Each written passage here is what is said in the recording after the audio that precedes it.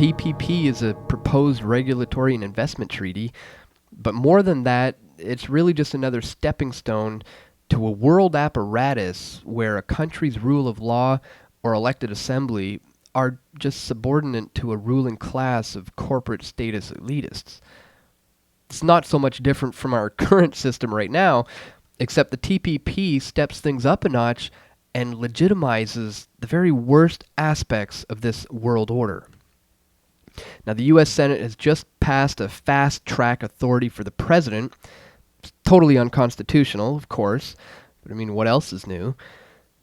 And meanwhile, in Canada, with any luck thanks to U.S. Congress, we are maybe evicted from negotiations because our poultry and dairy farmers don't want to give up their supply management. Now, supply management is, for those of you who don't know, really just a cartel of poultry and dairy farmers who control the supply and price and all of the imports and exports. Kind of like the world's banking system, except just with our milk and chicken. But I really don't see Canada leaving the TPP anytime soon. I mean, eventually this cartel will be broken up. And it kind of puts us here at PFT in between a rock and a hard place. I mean, we're against the TPP, and we're for anything that's going to get our government evicted from the meetings. But at the same time, why would we support the cartel of poultry and dairy farmers that keep prices and tariffs high? I mean, it's just cows and chickens after all. You're trying to tell me I need $1 million government license to buy farm animals? Well, regardless, nearly every nation is now part of this common globalized marketplace. A market that is obviously far from being free. And like I said, all the TPP is doing is solidifying the very worst aspects of all of this. And for phony opposition to this so-called treaty, well, you can look no further than the left-right paradigm. I mean, how many political parties, either here in Canada or the US or in other countries, how many of those political parties oppose the TPP? I bet it's just, so-called fringe ones like the libertarians. Any politician with the expectation of winning, of going to Bilderberg and playing the con artist game with the public must accept the TPP and do everything to facilitate its ratification. I mean, look at the Canadian situation. With supply management being the issue, the conservative argument is clearly going to be free market. No tariffs on imported milk and chicken. But what about the liberal NDP opposition? Well, it's equality for all, of course. And right now, during election season, they may oppose the TPP, although I certainly wouldn't put it past the Liberals to fully support this globalist power grab. But if one of the left-wing parties win and continue on with TPP negotiations, well, we can be sure to expect that the reasons will likely have to do with social justice. So if you support a free market, support the TPP. And if you support social justice, support the TPP. Man, it's like there's just no way we can win.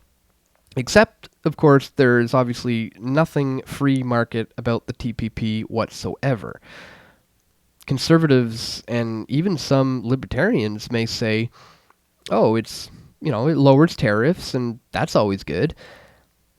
And while, no tariffs at all, or low tariffs is a good thing, and we would be getting rid of supply management, but you have to look at how the agreement is giving the elites the power of sanctions.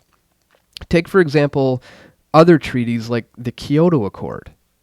If a country didn't want to abide by the greenhouse gas reductions, well, they could simply just withdraw their country, like Harper did with Canada in 2011. But with the TPP, withdrawing the country from the treaty means losing access to foreign markets. And the TPP gives more teeth to global institutions like the World Trade Organization or the International Labor Organization.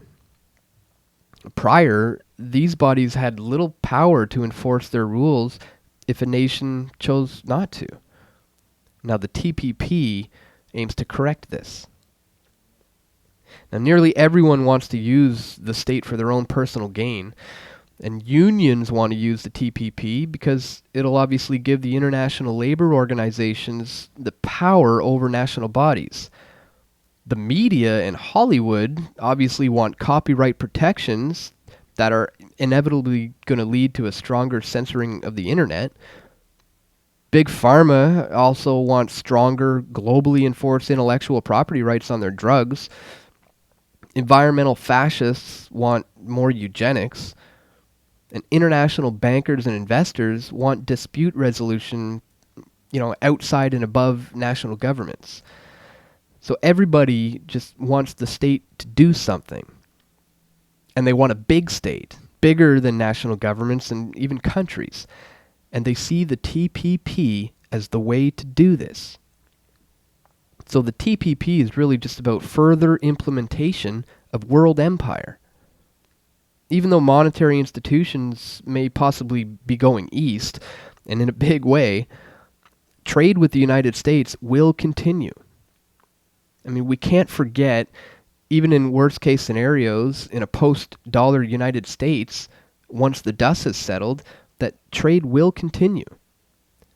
You see, the TPP is the apparatus for the world's managed trade, for world government, in other words.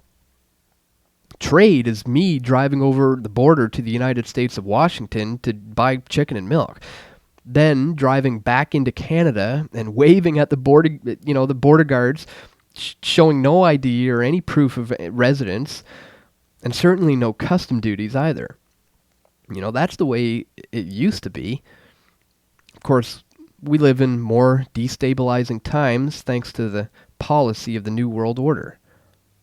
But the principle behind trade is voluntary association. And I can tell you there is nothing voluntary about the TPP. An actual free trade agreement would have no use for an apparatus like this. The free movement of goods and services over borders should be based on what consumers want. See, this is the whole thing about the TPP. It's about managed trade. It's dictatorship in its very worst sense of the word. And as power and wealth gets condensed into fewer hands, well, our choices in the market are just getting fewer and fewer. We've come to live and breathe corporations. I mean, even our own name has become a corporate identity. So to threaten a corporation is to threaten human rights. So sure, the TPP will eliminate tariffs, but there's going to be an onslaught of technocratic rules and regulations that are designed to concentrate wealth and power into the hands of just a few elites. That is the power of sanctions and economic punishments, the power to bankrupt anyone who crosses your path. And the TPP gives this power to a very tiny elite of corporate, financial, and political technocrats. So that's all for today, folks. Thanks for tuning in. Be sure to subscribe to the channel here. Check the links in the description for all the sources to this video. And stay tuned, guys. We got a lot more coming very soon right here at pressfortruth.ca.